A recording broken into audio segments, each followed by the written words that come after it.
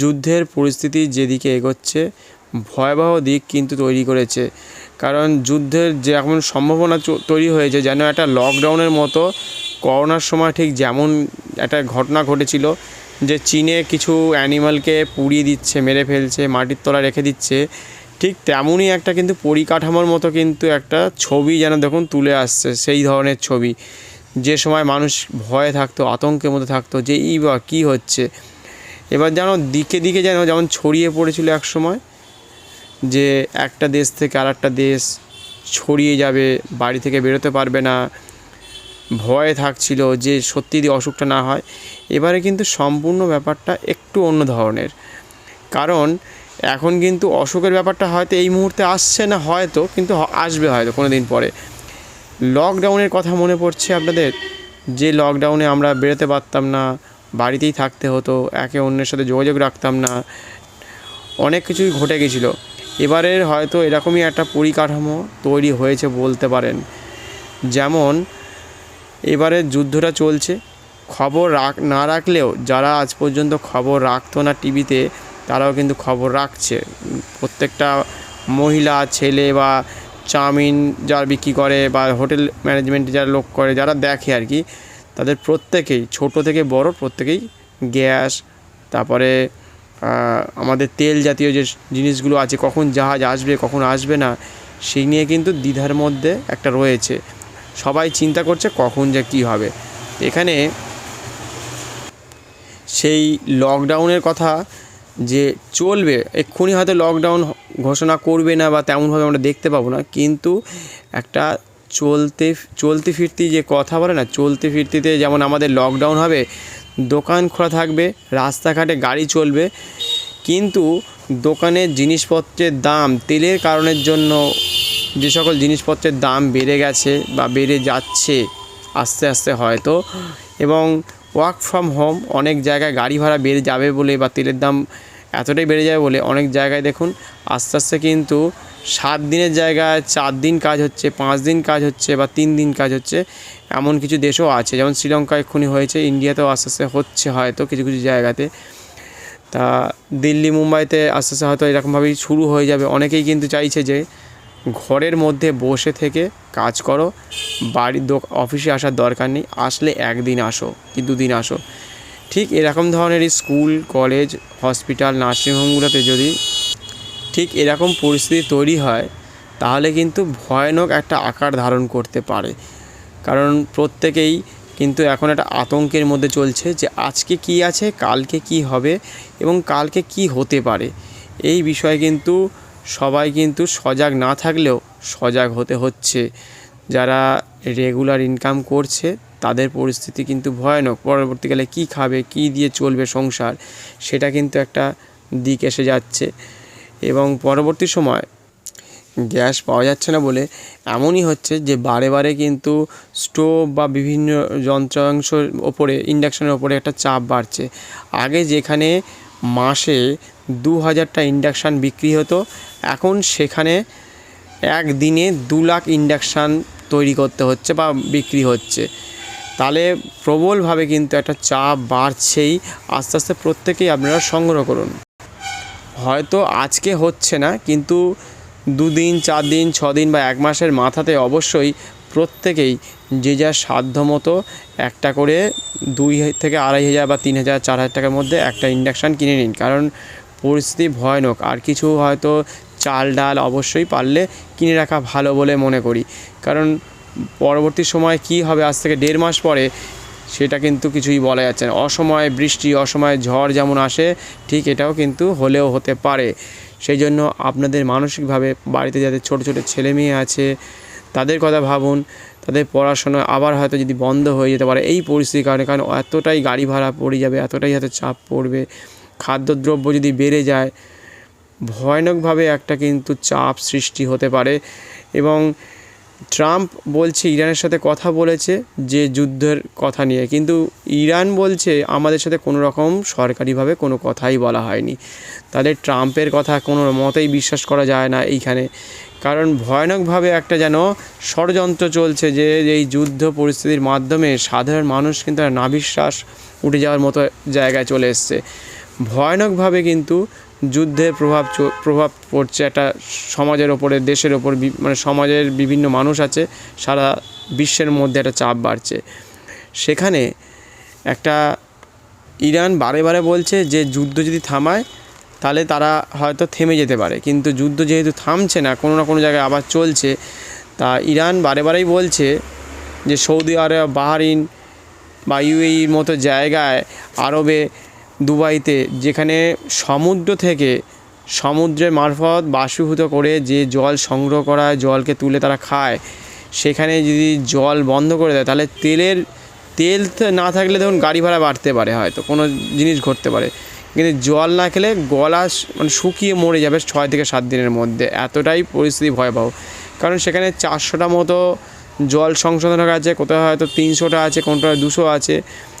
ওখানকার প্রতিটা দেশ, আরব আছে, ইউএই আছে, দুবাই আছে, বাহরিন আছে, এরা প্রায় 80-85%, 70%, 90% মানুষ, প্রায় 85 লক্ষ লোক কিন্তু এই জলের ওপরে নির্ভর করে থাকে। সমুদ্রের জল সংশোধন, মানে তাকে পরিষ্কার করে হোক, ওই বাষ্পীভূত করে হোক তারা খেতে পারে, নাহলে এত জল পাবে না। ভারতবর্ষ থেকে অনেক রকম হয়তো সাহায্য হয়তো পাবে, আগামী দিনে অনেক সুযোগ সুবিধা পাবে হয়তো, কিন্তু অনেক দেশও সাহায্য করবে, কিন্তু ওই সময় যুদ্ধ পরিস্থিতিতে ভয়াবহ পরিস্থিতি হতে পারে। এখন ট্রাম্প বলছে যদি এমনভাবে যদি চালায় তাহলে কিন্তু তাদের পাওয়ার স্টেশনগুলো, ইরানের পাওয়ার স্টেশনগুলো কিন্তু তারা যুদ্ধ করবে এবং সেগুলোকে ধ্বংস করে দেবে।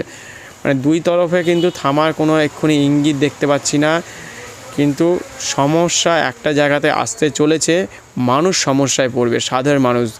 2, 3, 4টে দেশ যুদ্ধ করবে, আর প্রতিবারের মতোই সাধারণ মানুষ যেমনভাবে কষ্ট পেত, যেমন সাধারণ মানুষের চাপ বাড়ে, সাধারণ মানুষ মরে, সাধারণ মানুষের প্রতিটা জিনিসের দাম, জিনিসপত্র বাড়তে বাড়তে এমন একটা জায়গায় চলে যায়, তারাই দৌড়ঝাঁপ করে রাস্তাঘাটে, স্কুলে, কলেজে। তারা যে ভয়ানক পরিস্থিতির মধ্যে পড়েছে সেটা কিন্তু যারা যুদ্ধ করছে তাদের কোনো চিন্তা নেই যে এই যুদ্ধের প্রভাব কাদের ওপর পড়তে পারে, কী জন্য পড়তে পারে। যুদ্ধ করতে হবে, কোনো জিনিসকে দখল করতে হবে, দখল করে যে ওই তেলগুলোকে সারা বিশ্বে বিক্রি করব বেশি দামে। ট্রাম্প যে চেষ্টাটা চালাচ্ছে সেটা কিন্তু অনেক চেষ্টাটা তাদের কাছে ব্যর্থ। এত বড় চেষ্টা যে করেছে, এত সৈন্যবল নিয়ে গেছে, একটা দেশ থেকে আরেকটা দেশে নিয়ে গেছে, তার প্রভাব কিন্তু ভয়ানক আকার ধারণ করছে। এদিকে আবার ইংল্যান্ড থেকেও কিন্তু যুদ্ধজাহাজ গেছে। যদি ভয়াবহ কোনো পরিস্থিতি তৈরি হয় তাহলে কিন্তু একদম সরকারি দপ্তর থেকে ঘোষণা হয়ে যাবে যে ইরানের ওপর আবার হামলা চালাবে। যদি এরকম ভয়াবহ কিছু ঘটে থাকে তাহলে একটা যে ভয়ানক দিক তৈরি হচ্ছে, ঠিক করোনার মতো বা লকডাউনের মতো জিনিস একটা যদি তৈরি হয় মনে মনে, এক্ষুনি হয়তো লকডাউন হবে না, কিন্তু পরবর্তী সময় যদি এরকম মনে মনে যদি চলে, গাড়ি চলছে কিন্তু মানুষ নেই বা উঠছে না গাড়ি ভাড়ার জন্য, বা দোকানপাট খোলা আছে, দোকানের জিনিসপত্র যদি দাম বেশি হয়ে যায়, তেমনভাবে বিক্রি তেমন হবে না বা কিনবে ভয়ে ভয়ে, তো সেই ধরনের একটা লকডাউনের কথা যেন একটা মনে হচ্ছে, ভীষণ একটা কালো মেঘ যেন সামনের দিকে এগিয়ে আসছে, মানুষ ভীষণ ভয়ে থাকছে। কিন্তু মানুষ সজাগ থাকতে হবে যতটা পারা যায়। হয়তো ভারতের মানুষের ওপর এক্ষুনি কোনো রকম প্রভাব হয়তো পড়ছে না, কিন্তু মানুষকে সজাগ এবং সতর্ক থাকতে হবে। দেশে যে পরিস্থিতি এক্ষুনি চলছে সেই পরিস্থিতি হয়তো ঠিকও হয়ে যেতে পারে। যদি যুদ্ধ এক্ষুনি থেমে যায় তাহলে এই পরিস্থিতি হয়তো কিছুদিনের মধ্যে ঠিক হতে পারে, কিন্তু ইরান যেভাবে আমাদের যে তেলের খনিতে যে বোমা মেরেছে, যে মিসাইলটা মেরেছে, তাতে কিন্তু ভয়ানকভাবে ক্ষতি হয়েছে। তাতে কাতার কিন্তু বলেই দিয়েছে যে এখানে যে আমাদের যে 100%-এর মধ্যে 17% কিন্তু আর এখান থেকে তেল তোলা সম্ভব নয়। যে পরিকাঠামো ধ্বংস হয়ে গেছে সেটা এখন তৈরি হতে প্রায় 5 বছর সময় লেগে যাবে। তাহলে প্রতিটা দেশকে হয়তো এতটা তেল, এতটা গ্যাস কিন্তু যারা সরবরাহ করতো সেখান থেকে নিতে পারবে না, আবার অন্যান্য জায়গা থেকে নিতে হবে।